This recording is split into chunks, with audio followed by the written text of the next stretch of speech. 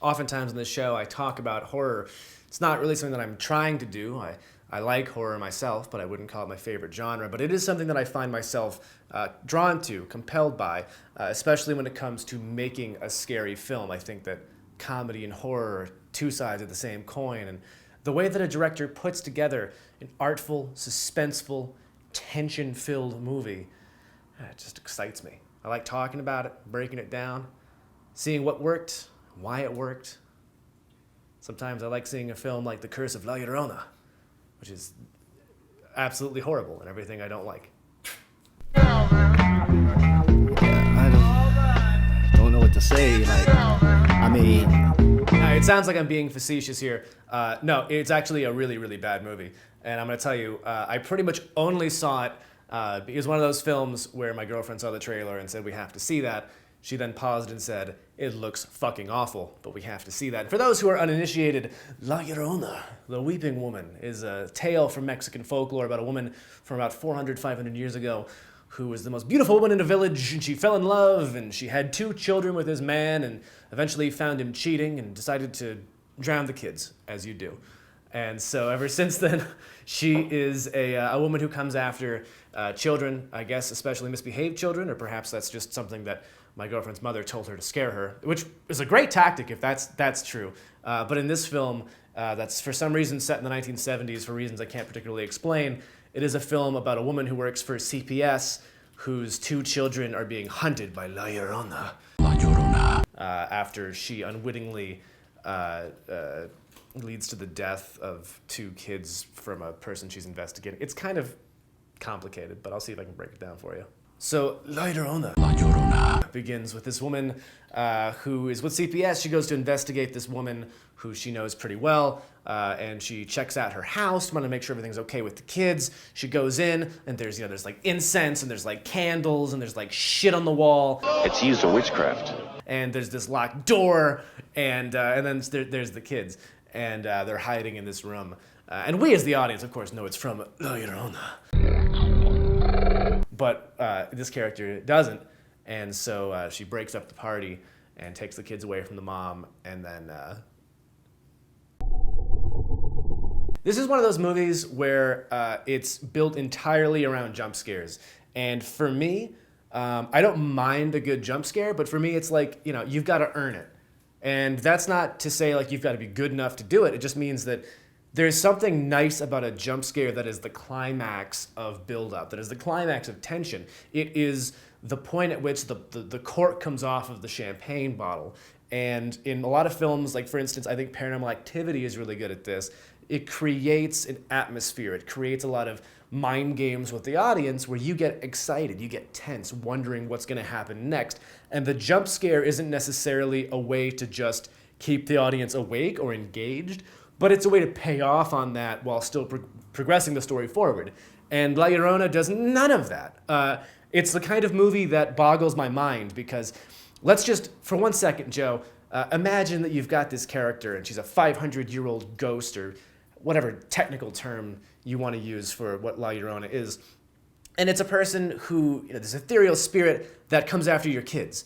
So why is that character hiding behind a curtain to jump out at a kid and then vanish when they run away? You know what I mean? It's a ghost. It's there. You're dead. You're fucked.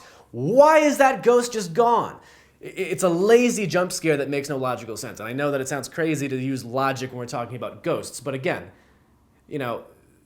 ghosts that appear just for the sake of yelling boo are probably my biggest pet peeve in ghost stories. There's no reason for you to be there. There's no reason for that scare to happen, and it's just lazy. And there's a lot of scenes like that where there's kind of cool things happening visually to let you know, hey, there's a jump scare happening. And then there's a few quick twists to say, not yet, but we knew it wasn't yet, because of course, we've seen this in about 1,000 films before. And then the jump scare happens, and you go, oh, okay, so what's the consequence of this? Fucking nothing.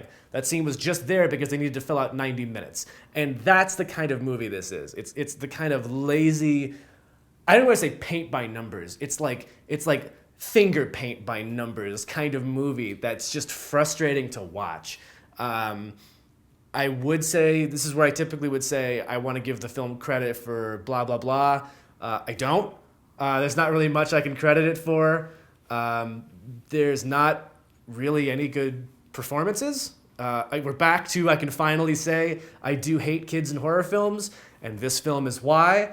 You got the actor that plays Tuco Salamanca from Breaking Bad and from Better Call Saul. He's pretty awful. You've got the priest from all the Conjuring films, because apparently this film, for some reason, ties into those, literally just so that they can hype up the new Annabelle film, which I haven't seen and have no interest in seeing. And yeah, it's just kind of a lazy early summer film being released, I think, just to see who's awake for horror films at this point. And now that I'm saying this all out loud, and the obvious Annabelle tie-in, and how they're trying to create like this horror universe that for no real reason ties into La Llorona with an obvious flashback cutaway, that explains why it's set in the 70s. It's just to make it canon with these other fucking films, which also I don't give a fuck about. I mean, I can't even express how unenjoyable this experience was. And I wouldn't say it's like a bad film. I'm not the kind of person who's going to go like, oh, it's a 1 out of 10. It's the worst film I ever saw. No, it's just bad. It's a film that's littered with exposition. It's littered with people talking about their background for no particular reason. It's a lot of just lazy storytelling. And it's also, something that fascinates me is there was the Paranormal Activity movie that is about these Hispanic kids, and it takes place with a lot of Day of the Dead kind of imagery, and there's a lot of Spanish used. Like, it's definitely it feels like a movie that's set in a demographic as opposed to being marketed to a demographic. And conversely, this is a film that's about Mexican folklore that has 90% Hispanic actors, and yet because for whatever reason they decided they had to do this, the mother is a basic white chick. And, it just feels lazy. It just feels like, we want to do like this ethnic film, but we don't want to commit to an ethnic cast. And so it's a white woman, but she's married to this Mexican police officer, but we don't want to have this fucking guy in the movie, so he's dead before the movie even starts. It's just fucking lazy. It's just a white chick, Mexican curse, and her confusion while people are fucking jump scared to death. It's so bad. It's so bad.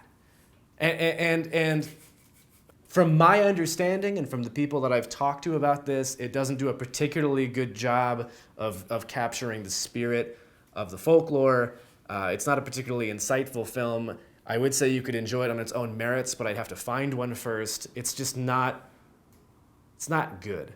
It's one of those movies where we're going to go hire the priest, and he's got all these weapons. So he's, John Constantine, and he's going to come in and do this shit. It's been 15 years. Does every priest who knows everything about every witch and ghost need to be fucking Battle Preacher 2020? You know those characters who are like, I'm going to weaponize the holy water and bring out my special stake. I've been sharpening it all year. It's made of mahogany. Teak. It's like, it's just... Teak. It's very rare and expensive. It's quite good. The very first shot of the film is this woman's necklace. So we know that the necklace is going to be important. And then eventually, the necklace is important, but it doesn't make sense why, other than to say like, well, it was in the script, and that's how scripts do it, right? Is you set something up and you pay it off. And that's what we did. And it's like, no, you just showed it. You got to explain shit. You can't just do shit. This isn't Nom, there are rules, dude. And this movie just doesn't give a shit. It just lazily walks through this boring, uninteresting story with these boring, uninteresting characters.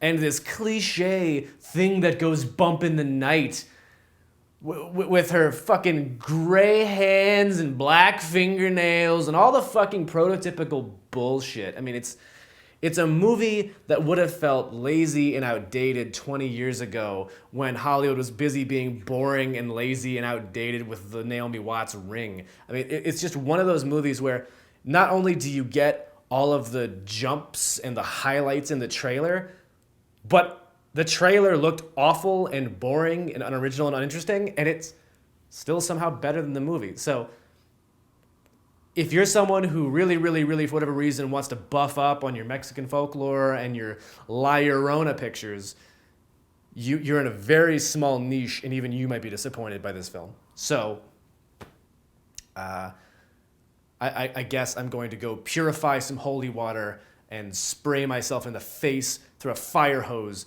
until I forget everything about this experience of watching this movie.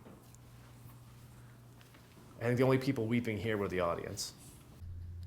Hey guys, it's been a little while since we posted a couple reviews here after our travels for work, and so we wanted to release these 2 videos today, and also a little bonus for you guys. I'm going to improve your lives.